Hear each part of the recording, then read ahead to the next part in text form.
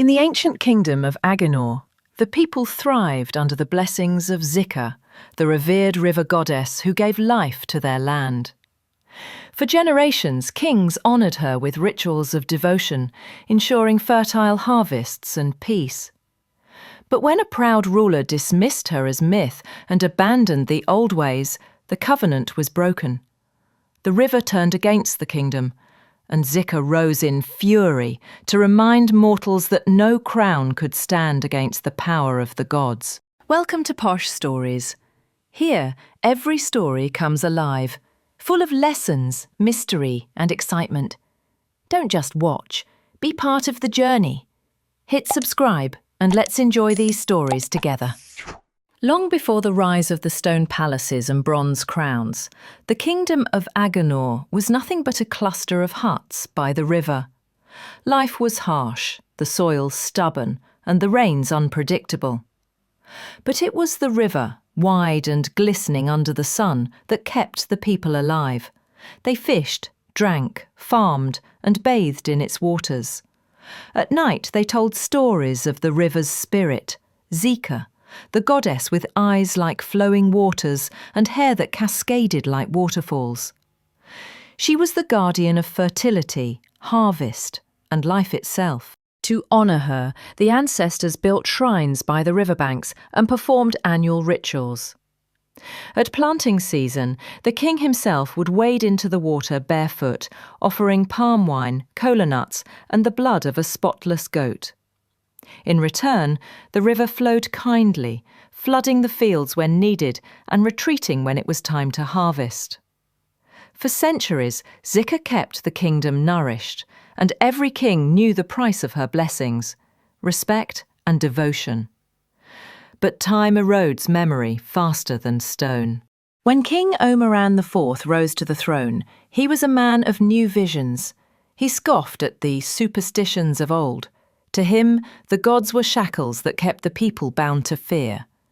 He was a king of ambition, raising tall walls, forging alliances, and expanding markets. Priests who whispered of Zika's rites were dismissed as relics. The annual rituals at the riverbanks stopped. Her shrines fell into ruin. Her name was no longer sung in the palace halls. For a time, the kingdom prospered. The fields were green, trade caravans bustled, and the people praised the king's wisdom. But beneath the calm surface, Zika stirred. Forgotten offerings sank into silence, and the river darkened. Fish vanished. The waters turned murky and thick. Then came the signs, unmistakable warnings. The river rose at odd times, drowning farmlands. At night, villagers reported hearing a woman's voice weeping from the depths. Storms gathered without clouds. And then came the dream. A fisherman awoke screaming, saying he had seen Zika, her once beautiful face twisted in fury, her eyes like whirlpools. She had spoken. "The king has broken the covenant. I gave life, and I can take it back." When the priests ran to the palace with the warning, King Omeran laughed. "A woman of water cannot command me," he said, and ordered them out. That night the ground trembled. The river burst its banks with a roar, flooding villages, sweeping away homes, livestock, and people alike. Crops withered under the choking silt. Serpents slithered from the depths, biting farmers in their fields. The kingdom that once thrived under Zika's grace began to starve. The people wailed, turning their anger to the king. But Zika was not finished. She rose from the river herself, a towering figure of water and earth, her voice echoing like thunder. Her body shimmered like liquid silver, but her eyes burned with vengeance. "Your king has dishonoured me," she declared, "and for his pride, you shall all suffer."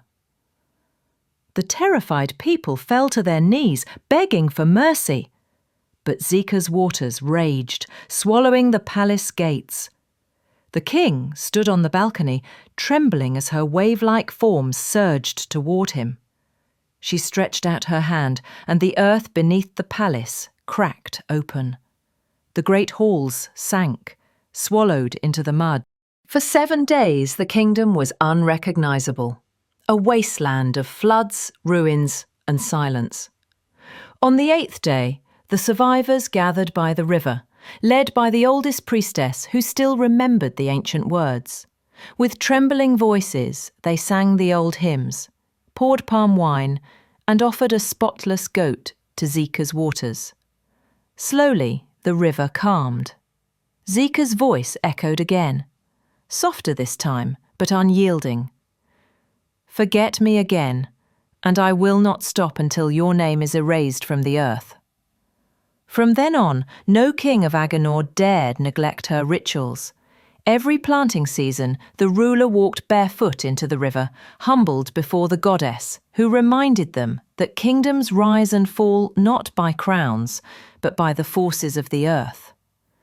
And so, the legend of Zika, the furious river goddess, was etched into the kingdom's memory forever. A warning against pride and forgetfulness. Please like, share, subscribe, and follow for more.